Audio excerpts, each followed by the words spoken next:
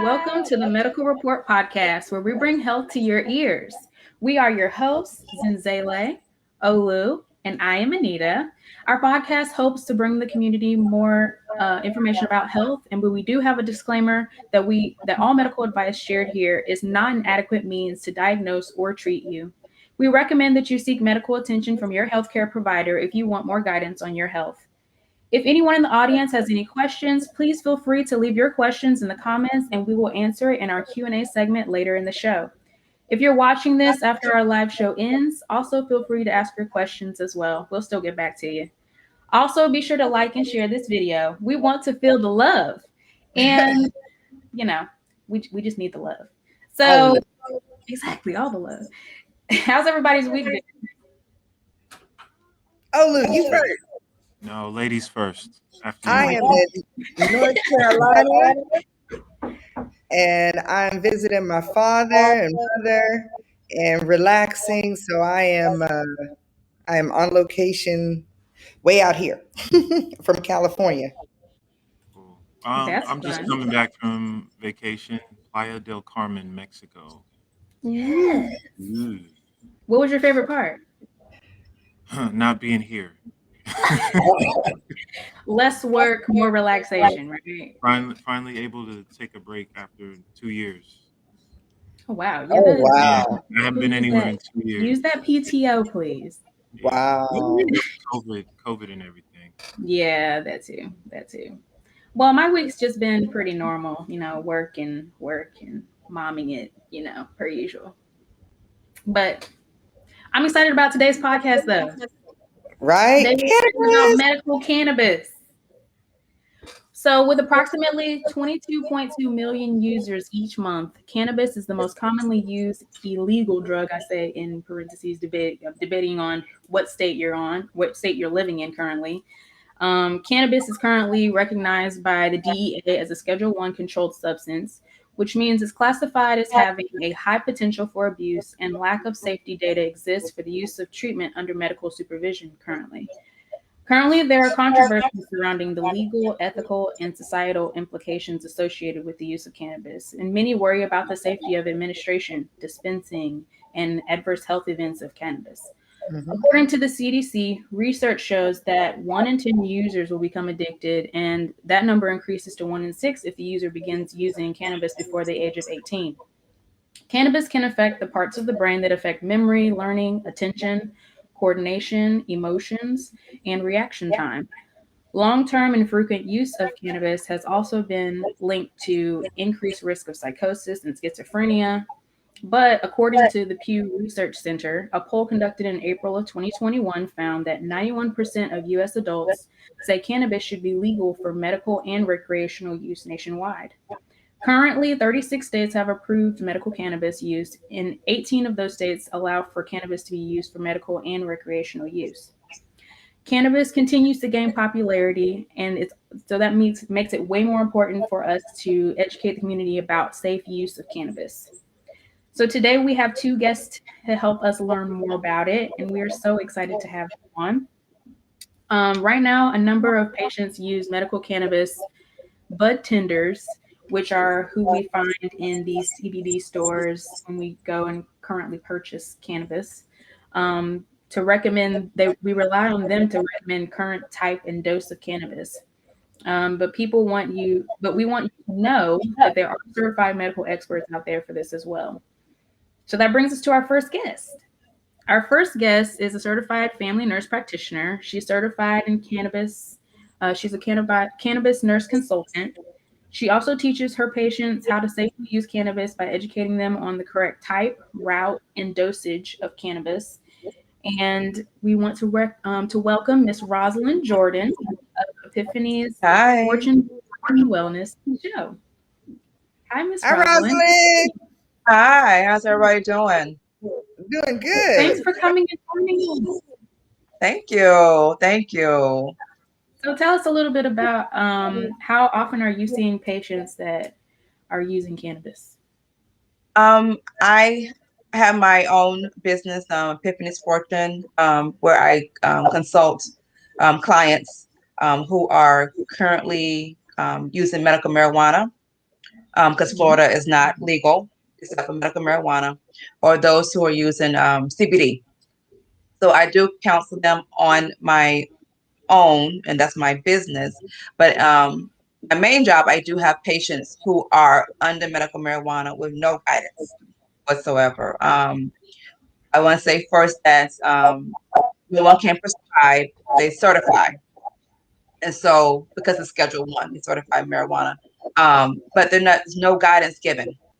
So they Right. say, "Oh, okay, you have this chronic condition," and I give example of patient. She has Parkinson's. Okay, you have Parkinson's, you qualify for this qualifying condition to have medical marijuana. So here you go to the dispensary. She's 80 Mm-hmm. That's years how it old works. That's it.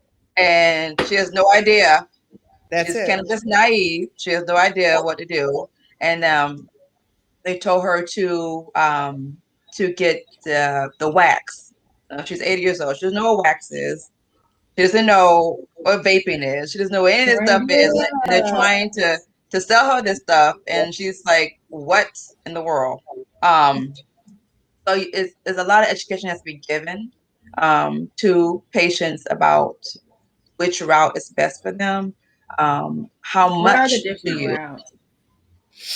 So there's the flower, which is the actual, The flower bud. itself, bud, where you can grind and smoke.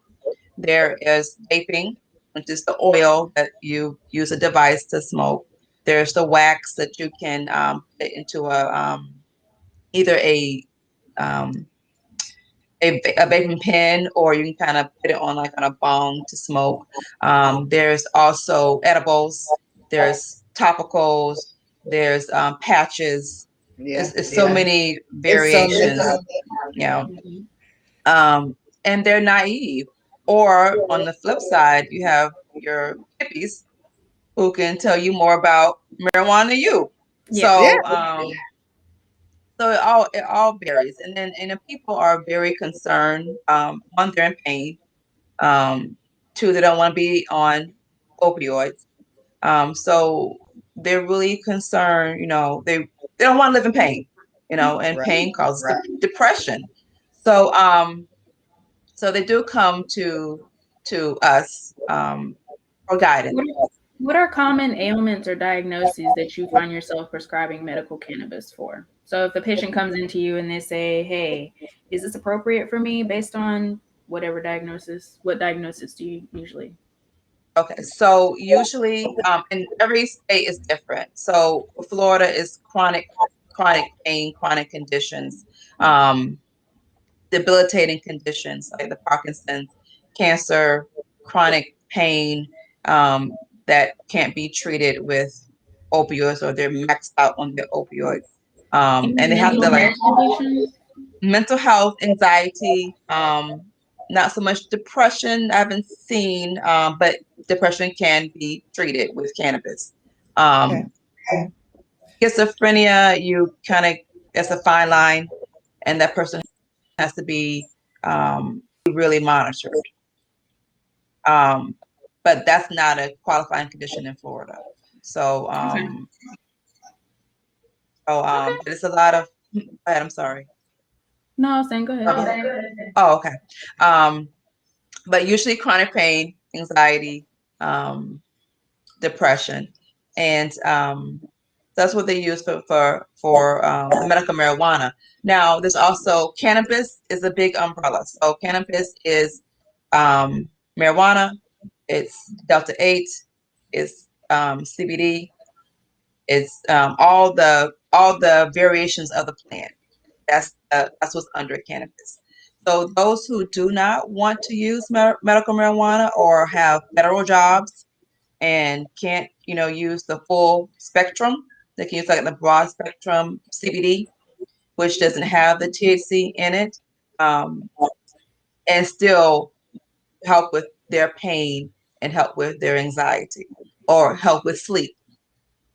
What are the differences between those CBD, THC that you were talking about? Yeah. Okay, so CBD helps attach to the CB2 receptors, more the body inflammation, um, It's a slower treatment uh, for pain or anxiety. THC, of course, is going to be immediate. You're gonna feel it. It's going to stop That's the basically pain. more or less like the head high. Yes, yes, Right. yes. And so most people who aren't interested in the marijuana, medical marijuana portion, they do opt to use CBD. So if you basically don't want that high feeling, because there's a lot of people that are considering it, but they don't want to be high. So they Right. need to understand that they need to stay away from medical marijuana that has THC in it and focus more on the Correct. CBD. Or there are products in the dispensary that have like a higher CBD ratio, And a so they very won't. So they kind of cancels them out pretty much, and so kind of stops that high. And when you mentioned a head high, there are two types of there's the indica, there's the sativa. So and then there's a hybrid as well. So sativa is more head high, indica is more body high. Hybrid, it depends if it's more sativa leaning or indica leaning.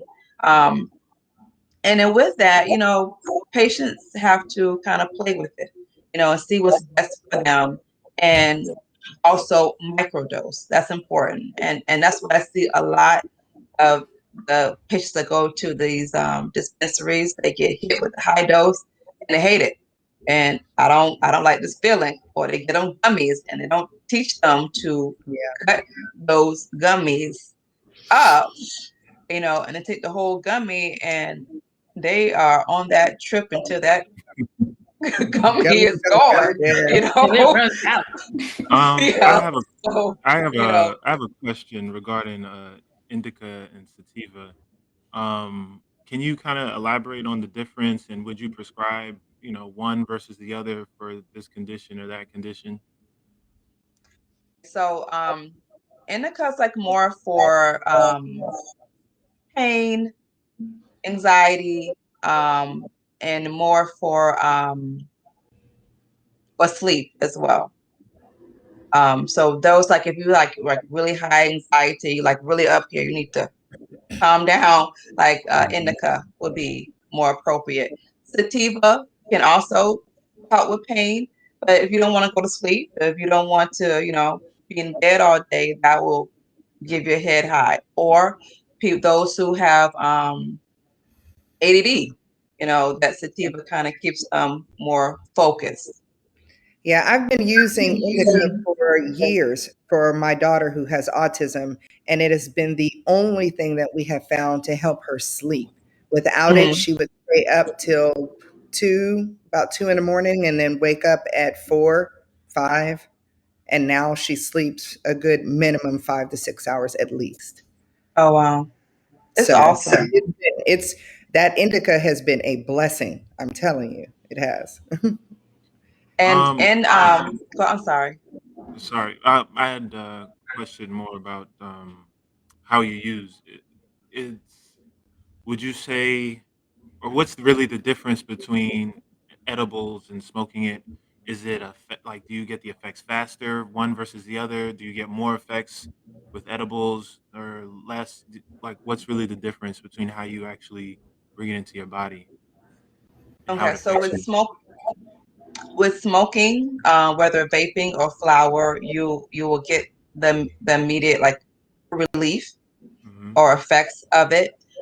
With edibles, it can take up to an hour or maybe 2 hours, depending on the person's um, body. Tolerance. Mhm. So, like when it hits and you have too much, you are stuck. So So is the you are effect, is it longer with edibles? Like, longer, and then however long it's in your system, you are stuck with it mm, until it's Where done, it's off. Yeah. till it wears off. Exactly. And that's why it's so important to teach patients, like, don't start with the whole 10 if you're going to get medical marijuana or Delta 8 even. Don't start with the whole gummy. You start with you cut in fours. and you kind of microdose and see how that makes you feel. You don't want to, take a whole gummy and then you're trying to drive somewhere and you can't figure out how to get there because because it's in your system. Sometimes you Right. can begin to, know the back of your hand, but you can't figure out how to get there because the gummy's in your system. Or, you shouldn't be driving anyway with it, in your system. Right. Anyway, but speaking of autism, there is one of my colleagues who uh, teaches about autism and CBD as well. I'll, we'll talk after the broadcast. Okay. Okay. She's like, we need some more I didn't know information. about that. We I do didn't have know. a question. There are older people in a generation, where they're a lot older, and they still kind of see it as the get high, old school marijuana stoner. How do you kind of get them to move forward and progressive in their thinking about it being medical? And have you run across that? Yes, and it's education. It's just education, and they get like, oh, I don't want to do that. I don't want to get high. So you want start with CBD and kind of give them education. Okay, CBD is not weed. It's not the old school weed. It won't it whatever's wrong with you is gonna fix. So it's not there to make you start tripping or what have you. um Speaking of um old school marijuana, the ones who do medical marijuana and they think it's the old school marijuana, yeah, no, no, this is much stronger than what they're used to back in the 60s. So it's a lot of education. Yeah, I As found that a as lot for of oh, sorry, sorry. I As for found that as a for lot of them. Ladies first. Go ahead. look. Okay, Go so ahead. as Go ahead. Amy. providers, we are constantly being mindful of adverse reactions when it comes to, with certain comorbidities that patients have. Are there certain patients with certain maybe already disease process like hypertension, diabetes, or whatever that should not take cannabis? So it's more of the route Okay. versus using cannabis. So those who like with heart problems, hypertension, COPD, try to steer away from smoking. However, cannabis helps with inflammation. So if they have inflammation around their lungs, it still will help. But we try to kind of steer, not use as the first Option. first option of Right. route. And I have some who are using medical marijuana and they choose to smoke. So they have to bring their blood pressures to me and indicate when they smoke next to their blood pressures, because I want to know if it's affecting, if it's raising their blood pressure. Okay. Oh, Lou, go ahead. Um, what I was saying before, and then I have a question, was that I found that older people don't like the actual act of smoking. And so I usually encourage them to try edibles or something like that. But that's what I was going to say. But my question was in regards to like contraindications with other medications. Is there anything that you are not supposed to take along with cannabis? So the main one is probably the warfarin, the Coumadin, not necessarily not to take it, but you need to be monitored, especially if they're determined they're going to use cannabis. And then some, physicians or nurse practitioners say don't take it at all, but they're going to take it. So Mhm. you have to monitor them and just let them know you're on their side. You understand they're in pain. You understand they're or they have anxiety or they have depression, they have insomnia. So let's work with you and let's monitor your PTINR closely. Let's monitor, your labs, make sure that you are still being safe. Um, but constantly educate them. So how do you go about getting a medical cannabis card for people that live in states where it's not legal? Not legal at all. I mean, I'm sure in Florida, you said in Florida it's not legal. It's medical. It's considered right medical cannabis. So if medical cannabis is available, how Hmm. would they go about getting a medical card? Okay. So in Florida right now, MPs can't certify, so we have to refer them to a medical marijuana doc. And so we refer them to one, and they assess them, make sure you know they have a real problem. Um, and then once they get certified, they say okay, you have a qualifying condition. Now you can get your card, and it's around $250 for a card in Florida. Um, and then they go to the dispensaries, which have bud tenders, um, and they pick out their marijuana. So they usually tell them like, okay, well, you need this, you need the sativa, or you need the indica. So go tell them you need this. They don't tell them, you know, what to take. They don't tell them like, okay, you can't be taking, you can't be dabbing, because they don't know what dabbing is. You can't be using a vape. You can't go and get 5 milligrams of gummies and take them. They don't break it down So for them. explain dabbing for everybody. So it's a wax, it's either like have a pen, but like a dabbing pen, and like you kind of use it to. I think you smoke it. Okay. Yeah, and you put it like and you light it. Yeah, they don't know. You know, no, not no, I not might, this. I might be put it right here and you sniff Not it. there, That's not it. Oh, no. Yeah. Okay. And so it is neat education, and they need to start with something very a smaller dose initially, especially if they're naive Mhm. to cannabis. But like I said, I got some that can teach a whole class on Um, marijuana. So I have a question. Maybe you know the answer. Do insurances cover no, any of this? no, Mm. no, they'll cover those opiates though. Right? Yes, of Wow. course. That come with all kind of other health risks. Hmm. Yeah. Right? And it's that I think that's what's most interesting to me is that people are so much more comfortable taking all these drugs and from the pharmacy with all of these side effects. But because of the history and the stigma around cannabis, they're still concerned with that, that don't have all the side effects that affect your kidneys and liver function and all these other pain medications that impact all these other areas that can't be mixed with other medications. Your GI system Yeah, it's amazing. So What I'm are glad some we're doing this. adverse reactions that people have had?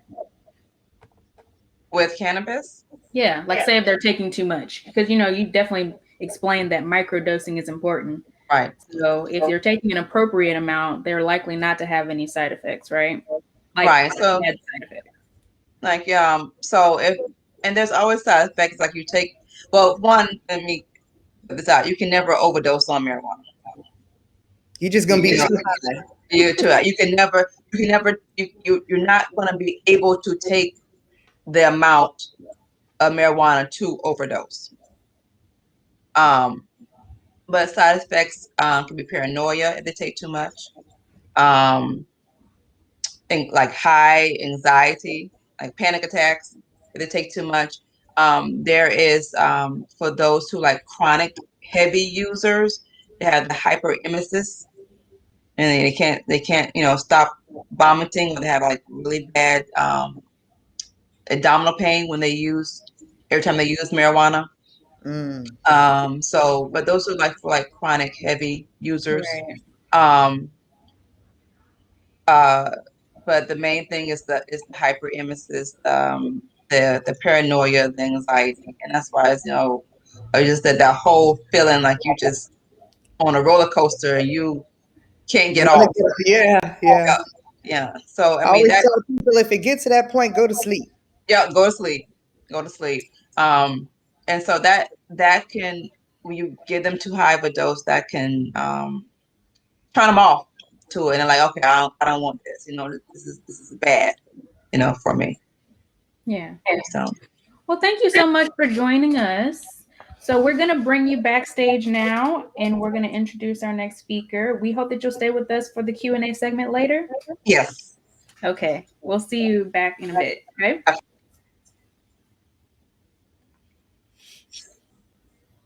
All right. So now we have a new guest speaker. His name is Patrick Brown. Patrick has been farming on land that is family owned for generations in a small community called Hex Grove in southeastern Warren County, North Carolina. And the farm was established by his great grandfather, Byron C. Brown, in 1865. His father took it over. Reverend Dr. Arthur A. Brown was third generation. He continued raising livestock, growing vegetables, grain, tobacco until he retired. Patrick then picked it up from there, and Patrick graduated from Fayetteville State University, armed with a degree in business administration and management, traveled all over the world as a federal contractor and federal employee, working alongside the USDA and other government agencies as an agricultural advisor in Afghanistan until 2011, while also managing his father's farm. In 2014, after industrial hemp was legalized, Patrick did research with his late mother, Celeste C. Brown, over the next few years, germinated hemp seed, and is now the owner of Hempfinity and Brown Family Farm. Please welcome Patrick Brown. Hello, thank you for having me. Hi, Hi. Patrick. Welcome. Hello. Thanks for having me today. Of All course, right. we're So I'm glad to have you on. I tracked you down, found you, said, oh, gotta have this guy. So, first question for you. What is your stance on agriculture? Tell us a little bit about your farm and what you do. Okay, thank you. Thanks for the introduction. We are a regenerative agriculture farm now during my time as the fourth generation. I took over the property in 2013 upon my dad's retirement, as you mentioned. And since then, we're still growing commodity crops. Commodity crops are your traditional USDA supported agriculture programs, where there are corn, wheat, soybean, tobacco, which is in North Carolina, our cash crop at the time. And we grew those crops up until 2017. 2017, we started sitting down and trying to come up with ways that we could add to our farm soil by adding a regeneration process. And regeneration crops are crops that add to the soil and build the soil back up so that when we plant crops, they'll benefit us as well as the environment, which helps with, of course, global warming. It helps with the weather conditions and various aspects of high carbon processes for new programs that we may incorporate, which would be one of those industrial hemp, which is a form of cannabis. Also moringa, also comfrey, other organic vegetables that we grow. Industrial hemp is just one of the smallest crops that we grow, actually the smallest crop. Our farm right now is based mostly on organic vegetables and herbs. So we supply companies with herbs as well as our community with a program called a community supported agriculture program, better known as CSA. So we provide organic vegetables to the community once a week on a membership. The members of those membership, the customers of those memberships support the farm in the beginning of the year and pay up front. And in return, we guarantee that they would have fresh organic vegetables for 24 weeks out of the year. So that's the way that program works. With the industrial hemp cannabis program, we were able to create products and goods, and we're able to provide retail spaces, brick and mortar, with wholesale products, products that include salves, gummies, All right. lip balms, Okay. oils, Okay. and roll-on pens. Just a few items that we provide. We also create textile garments for large corporations in the textile industry. This year alone, we planted around 180 acres of industrial hemp fiber plants for the textile industries. Very large brands that are able to create hemp products from head to toe. So we are well rounded and well versed in agriculture, as well as providing economic development to our county by adding jobs and also education to the community. Just as the person that you had on as a guest that was speaking so much about education, once a person understands the endocannabinoid system of your body and the three genetically breakdowns of what the plant can do for your body, which is the CB1, CB2, and CB1 plus CB2. Once they understand that, they realize exactly what that plant can do for your body and what uh, ailments that a person may be dealing with, of what particular form of cannabis can help them with that. And that education piece we actually teach on our farm with workshops, and we travel all over the world and provide that education. We're very rounded in education. We studied this plant for about 4 years before we actually put one in the ground. So understanding development of the licenses to be able to grow in your state, understanding the regulatory commissions of your state, and understanding the longevity in the business to try to figure out, is this something that you're going to do for a long term, or to understand why exactly are you growing it as a farmer, because it's not supported by the government. And it's hard for non-traditional traditional farms to grow crops that are not supported by the government, because really the output costs of day-to-day operations does nowhere near outweigh the amount of profitability for cannabis that you can receive in the long term. Everything is a risk when it's dealing with industrial hemp cannabis. Until the FDA decides to support the product, every farmer that farms it or every dispensary that grows it is a risk. So you have to be business smart and understand that you can't just tie everything you have into this. As far as growing industrial hemp cannabis when you are a farmer. So what we have to do is operate our farm on multiple facets of production. And that's what we are today. You're currently in North Carolina, right? We are from North Carolina all the way up to Washington, D.C. We have business dealings throughout those three states, North Carolina, Virginia, and Washington, D.C. So what are the current cannabis laws in North Carolina? Well, only program that is approved is the Industrial Hemp Pilot Program, which was initiated in 2014. Okay.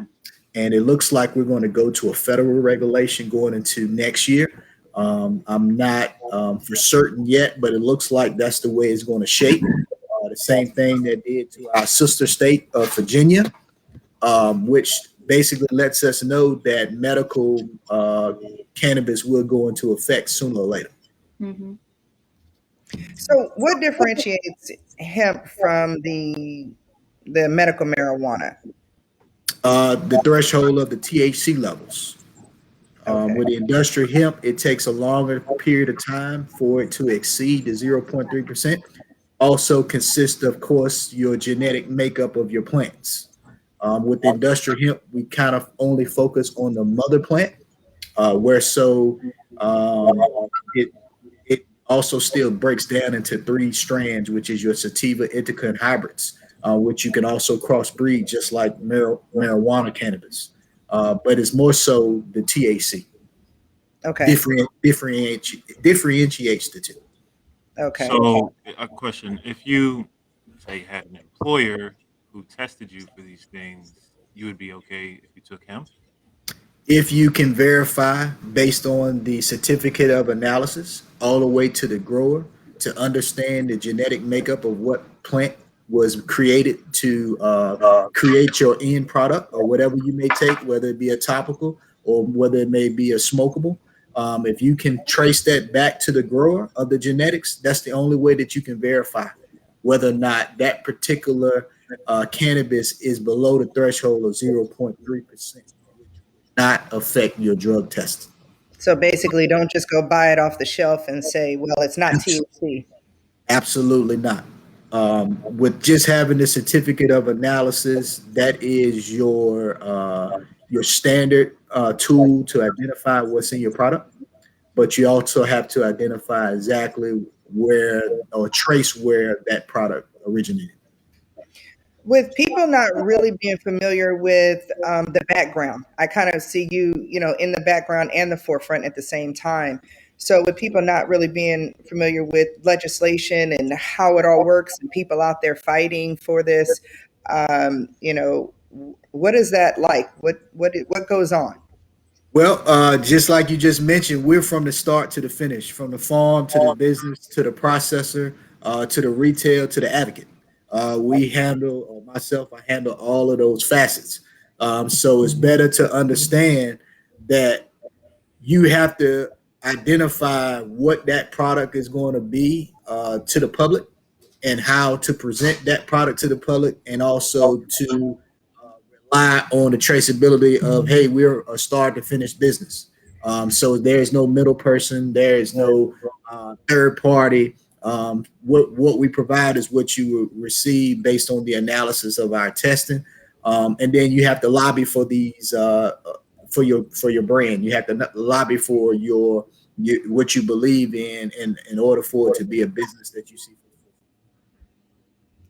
Do you Uh, find that difficult as well, being a black male in the industry? Well, I don't identify processes based on race. I feel that we are able to have some sort of inclusion in this process. Some states have included social equity programs that allow minorities to get into this space. But at the end of the day, I'm a farmer. I'm no different than a farmer that's of the Caucasian descent or African American descent. I identify my title as a farmer at the end of the day. At the end of the day. I have a We should all get a fair share. However, we don't, but we shouldn't allow that to stop us. Exactly. yeah. My question was actually more in regards to how you grow. Like, could you kind of go through the cycle of when you start planting in the spring and when you actually harvest? Okay, so for us, we grow indoor mostly on our CBD. For our outdoor crops or our row crops would consist of our fiber and grain production under industrial hemp cannabis. So for indoor, we could grow at any time of the year. We have multiple harvests indoor. We have about over 9,000 square foot of indoor space that we grow for our CBD products. We don't grow our CBD outdoors anymore due to the cross pollination effect from our plants that we grow for fiber textile production. So during the season for the fiber textile production, we could start growing for fiber anywhere between May and harvest around September. For grain industrial hemp, we could start planting that seed outdoor at the latest of July, first week of August. Mm.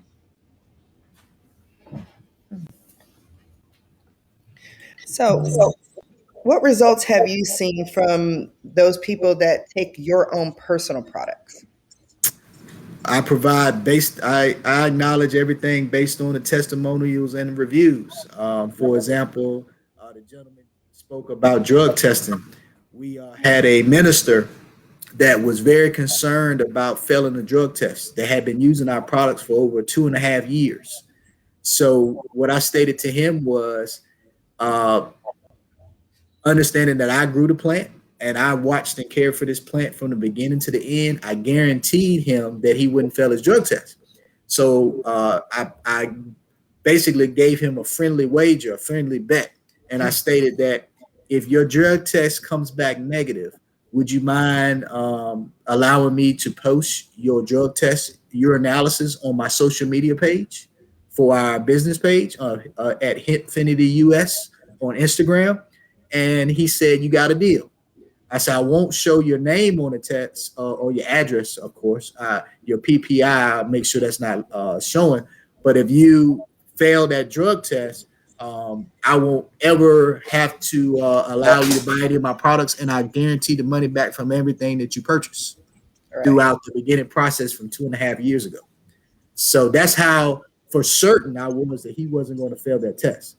So if you go to our Instagram page at Hempfinity US, you can actually meet the minister and his posts and his drug tests. He passed with flying colors. All Nice. right. All right. What do you feel kind of separates Hempfinity from other CBD companies? Well, the main thing that I feel that our business separates others is the fact that I'm actually the farmer and the producer, as well as the processor. A lot of companies which we supply don't have in-house farming. They don't grow the product, so they have to what we call a white label process, where they will purchase from us in wholesale and then retail that product in their brick and mortar location. Also, our farm also has a retail space. That's a lot of companies don't have a farm and a retail space as well as a processing license. So I think that's what differentiates us because we're a farm that can process from the beginning to the end, and you can trace the product with our processes throughout your purchasing agreement. Yeah, that's awesome. Well, we'll definitely have to put a link to your page so people can pick up your items. I know after Yes. this, they're going to want to, because I want Oh, thank you. to. Yeah, I really appreciate having you Okay, so on. Go ahead, Anita. yeah, so we're gonna go ahead and swing to our Q&A segment. So can we bring Miss Rosalind back on to the screen, please? There she is. Okay, so audience, then will be the time if you have any questions to bring them on. Let's see. Did we answer Lucer's question? Or we'll go over it again. His question is, how can we There convince? was the He's thing. talking about his grandmother. His 90-year-old grandmother has aches and pains, and cannabis would work for her. But she's old school. How can we basically convince her that it's not dope and it would help her? I think we asked that question, but let's ask it again anyway. Is that question to me? Or? Sure. Okay. So just like I have elderly customers, I start them out with a topical cream Okay. for geriatrics patients that's dealing with rheumatoid conditions, arthritis, things like that. We have a 500 milligram double concentrated CBD, cannabinoid profile CBD, that handles the endocannabinoid system receptor CP1, which is going to be all of your joints. This particular CBD is a 500 milligram, and I started them off with a topical suggestion. Okay. And they're usually pretty receptive of that. Absolutely, because it's no different than the traditional creams of the past, Bengay and emu oil and things like that. And you're rubbing those straight onto that joint, right? Yes, that particular area of discomfort twice a day. Okay. I would like to add that that's usually what we tell the elderly to use topicals first before we proceed to anything higher, um, such as edibles or anything else. Edibles usually like the last thing the elderly we try to use. We try to use topical as first. Mhm. Okay. Lucius had another question. How do we determine or understand the THC percentage cannabinoid content? How do you? So basically, every product should come with a certificate of analysis for being lab tested once the product has been created. The COA will identify the level of THC percentage. For example, in my state, we are not even allowed to put our product on the market if it exceeds the threshold of 0.3% THC. So in our state of North Carolina, we wouldn't even be allowed legally to be able to provide a product to the customer base. But however, the backup information would be your certificate of analysis on your last third party analysis test. Okay. Okay. So people have to be tested. Excuse me? People should be tested prior to their, you said their analysis test? No. Your analysis test is just your own personal test that a employer may provide. What I'm mentioning is the actual product before we put it on the market. For example, this 1500 THC, I mean, sorry, not THC, 1500 CBD tincture that is a congestible oil that goes under your tongue. This product has to be tested 3 times before it even gets to the market to identify that it is below the threshold of 0.3%.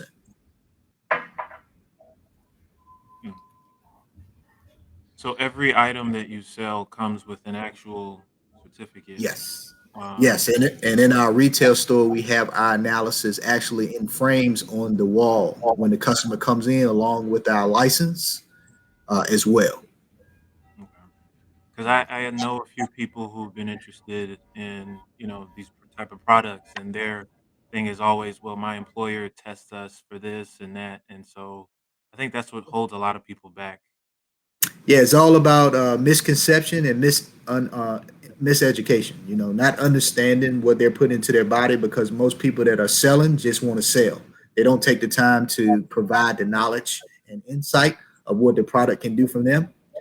Which is, if that was the case, we wouldn't even be in business because it's really not worth it for us to continue to grow it compared to other products that we grow. So, I guess for both of you, first Patrick, and then Rosalind, the average person hears from their doctor, says, go get cannabis to help you with this. And then they go and research what the nearest dispensary is, and they go there and talk to the bud tender. I mean, that's just like typically how it goes, right? Um, what education can they seek from your companies that could help them so that they would be armed with the best information needed so that when they go to the dispensary, they know what they want or can purchase, of course, from you directly, Patrick?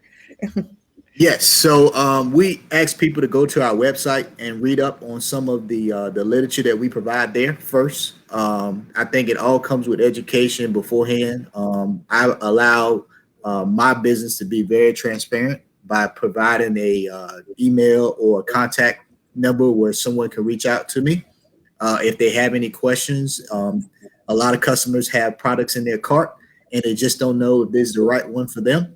So I vouch for contacting me or my staff to identify to help because at the end of the day, we don't want you to purchase something that is really not what you're looking for because CBD is expensive. So you want to take your time to identify exactly what your issue is. It's almost like having an actual physician to prescribe a product to you before you actually receive it. CBD or any other cannabis can be the same way if you have a company that's willing to take the time to invest in the person that they believe that they can help. Because my slogan is a repeat customer is my best customer. I'm a person that can rely on our company to be with us for the long run as we scale up our business and add more products to our product inventory. It means a lot to us. So I take a lot of pride in dealing with repeat customers. All right, that same question to you, Rosalind. So what I do, because I mean, one, I'm a nurse practitioner, so I want to know like why they need to go get medical marijuana. So if it's a pain, if it's insomnia, if it's anxiety, want to know why they're taking it, where their level of knowledge is or use is in marijuana. And what they're trying to accomplish. And so when they see the medical marijuana doc, okay, you can go get medical marijuana. There you go. But they're not being follow up. So that's where we come in to follow up with them and have like a cannabis care plan and actually type up a care plan to actually take to their primary provider. So we can go over like their medications, what we have tried for their ailment, and has it helped? And step by step. So one, their primary provider can be on board, or the rheumatologist or psychiatrist, what have you, can be on board to see that, one, they are being monitored using medical marijuana, and two, that they're not using it irresponsibly.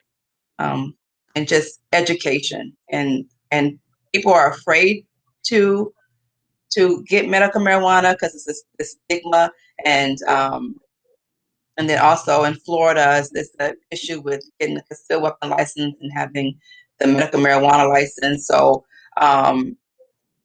it's just education. Yeah. Lydia had a question. For someone who wanted, and this was actually my question too. For someone who wanted to start a farm or become a processor, what advice would you give to be successful? Well, for someone that wanted to start a farm, you first have to identify what programs are available in the state that you live in. That tells a lot because some states require more than others. For example, in Virginia, you do not have to have any experience farming in order to obtain a hemp license. In the state of North Carolina, you have to prove that you're a bona fide farmer by showing a Schedule F tax return to show that you have farmed in the past. So my first step to creating a farm to actually just grow industrial hemp, you would need to identify what type of program through your farm service agency that your state has. The other part of the question, to become a processor, is the same thing. Each state is different. In the state of North Carolina, you just have to have a hemp license to have a processor license. In other states, you may not. Both licenses do require a fee. In North Carolina, the fee is $250 for the initial application. Other states may be different. So I guess that is the easiest part. To start a farm, not even dealing with industrial hemp cannabis, but just to grow, you want to grow something in your backyard as an urban garden, or if you have land, you want to take out an acre or a plot of land, you want to generate a farm number and a TAC number. And in order to do that, you would just have to go to your local farm service agency and get your paperwork started.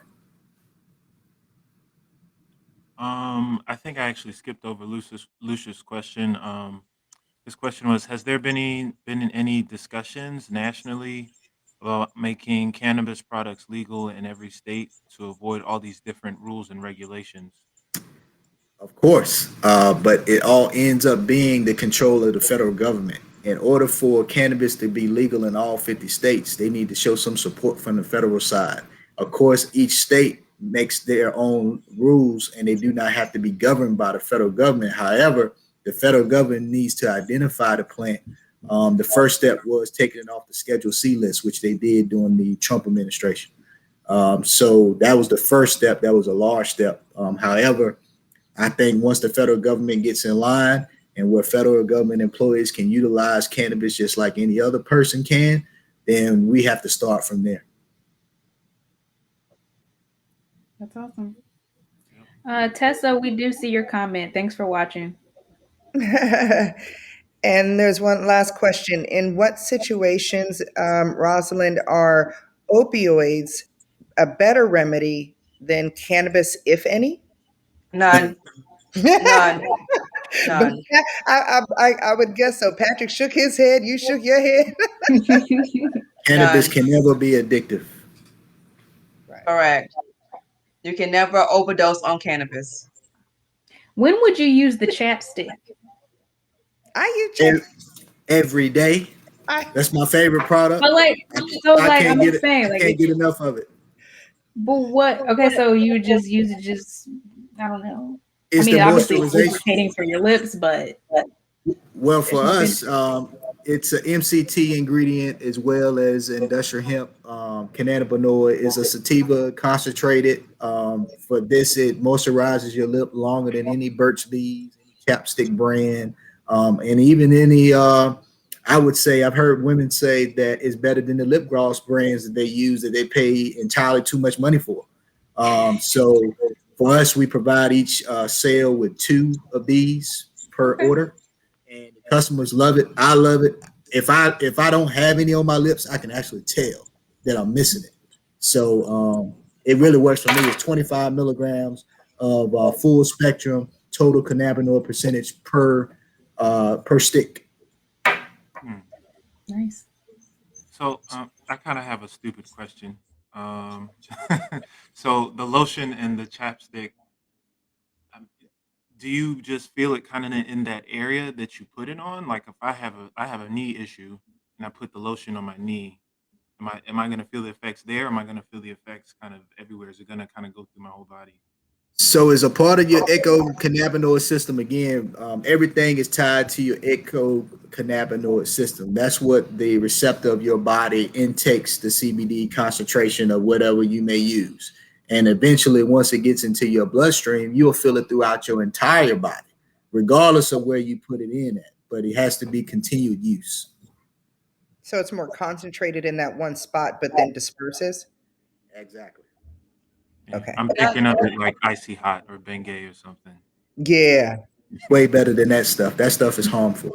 And I tell my clients and my patients that, if they're starting CBD, it's not going to be immediate.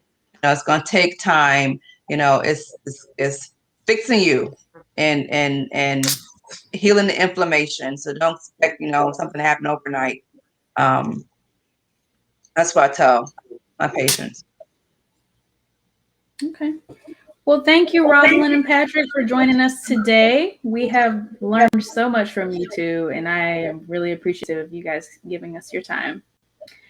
Everyone, thank you for tuning in with us. Tune in with us again in 2 weeks. Connect with us and our businesses on social media. If you're watching after our live session has ended, you can still leave your questions in the comments.